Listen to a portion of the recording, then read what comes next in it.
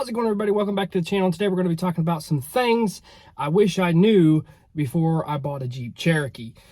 I wish somebody would have mentioned this stuff to me before I bought one, because when I first bought my Cherokee, I wanted to buy a bunch of mods, and what happened was I bought a bunch of aftermarket stuff and then throwing that stuff on and running into major issues. The number one thing I wish I would have known when I bought a Jeep Cherokee is the maintenance.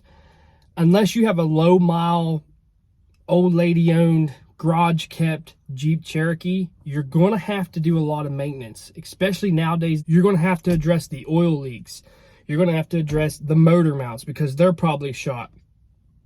You're going to have to address the transmission mounts. You're going to have to address all the oil leaks. And there is a lot of them on the 4.0.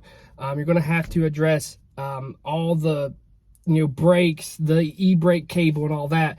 And that can get pretty pricey. And honestly, I recommend starting with your regular maintenance before getting mods. Another thing I wish somebody would have mentioned to me is how hacked up a Jeep Cherokee is when you get it. Whether it's some kid that's owning it or old man, I've seen both, and I am guilty of it myself. When you buy a Jeep Cherokee, you're going to get a lot of stuff that's hacked up. I'm talking about rust, crappy patches, a lot of wiring, a lot of a wiring mess, a lot of toggle switches, a lot of issues like that. So be prepared to weed all that stuff out and go through it and see what you need to keep and what you don't. Rust. This is something that a lot of people don't talk about. A lot of Jeep Cherokees do rust out. Especially the quarter panels, the rockers, the floors, especially in the cargo area. Another place they like to rot is where the gas tank tubes like to go through the unibody, and back there where the hitch bolts, they like to rot out there in the unibody. Another thing is, when you're going to go do a lift kit on a stock Cherokee, 10 out of 10, your shock bolts in the rear are going to break. The bolts are going to break because they're going to be so rusted. So that's things people never prepared me for, because I always wanted to jump the gun and go ahead and buy a bunch of lift kits and stuff like that. And honestly, my Jeep really needed maintenance first.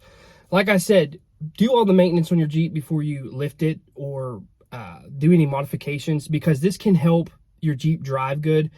The number one complaint that I get is somebody buys a Jeep Cherokee with 300,000 on it. They slap a lift kit on it and it's got death wobble. It don't drive right. It goes crooked. It does this. It does that. It makes noise.